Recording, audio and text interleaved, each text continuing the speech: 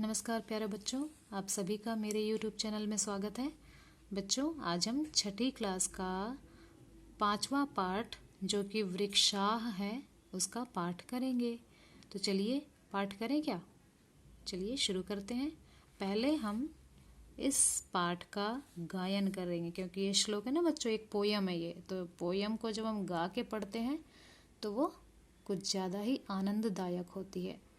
तो चलिए एक बार इसका गायन कर लेते हैं। ठीक है बच्चों, चलिए स्टार्ट करते हैं। वने वने निवसन्तो वृक्षाः वनं वनं रचयन्ति वृक्षाः शाखादोलासीना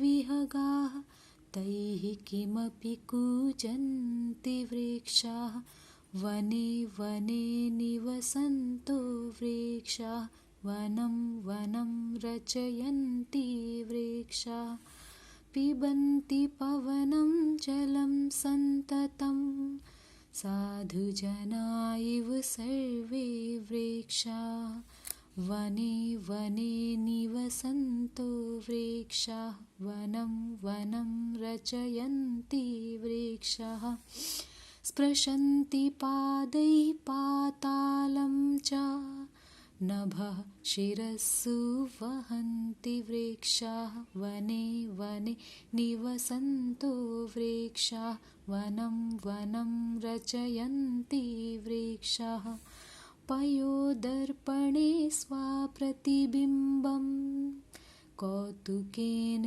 पश्यन्ति वृक्षाः वने वने निवसन्तो वृक्षाः वनं वनं रचयन्ति वृक्षाः प्रासार्य स्वच्छाया संस्तरणं कुर्वन्ति सत्कारं वृक्षाः वने वने निवसन्तो वृक्षाः वनं वनं रचयन्ति वृक्षाः वनं वनं रचयन्ति वृक्षाः। ठीक है बच्चों, तो ये इस पोयम का गायन था जो कि हर्षदेव माधव जी ने लिखा है। इस पोयम को कैसी लगी आपको ये पोयम? अच्छी लगी? चलिए बहुत बढ़िया। चलिए अब हम इसका इसके अर्थ को जानते हैं ना। इस पोयम का क्या मतलब है? इतना तो आपको पता चल गया होगा कि ये जो पोयम है वृक्षों के बारे में है ना बच्चों, वृक्षों के बारे में ना। तो अब ये पोयम वृक्षों के विषय में क्या कहती है, चलिए पढ़ते हैं। वने वने मतलब वन वन को वन वन में, निवसन्तो वृक्षा, निवसन्तो मतलब निवास करते हैं ये वृक्ष, मतलब हर एक वन में ये वृक्ष निवास करते हैं, ये पेड़ निवास करते हैं। वनम वनम रचयन्ति वृक्षा, और हर एक वन का निर्माण करते हैं ये वृक्ष, है ना।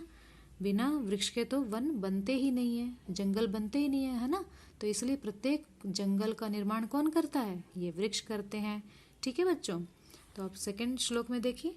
शाखा दोलासीना विहगाः तैः किमपि कूजन्ति वृक्षाः। तो ये जो वृक्षों के जो शाखाएं हैं, शाखा मतलब टहनियां है ना, उस टहनी रूपी झूले में बैठ करके, आसीना मतलब बैठ करके, ये जो पक्षी हैं, तैः किमपि कूजन्ति वृक्षा, ये पक्षी लोग, पक्षी के जो ग्रुप्स होते हैं, झुंड होते हैं, क्या करते हैं? वृक्षों के टहनी की झूला बना करके उसमें झूलते हैं और कुछ भी कूकते रहते हैं, मतलब कुछ भी कलरव करते रहते हैं। अपनी भाषा में वो लोग कूकते रहते हैं, है ना।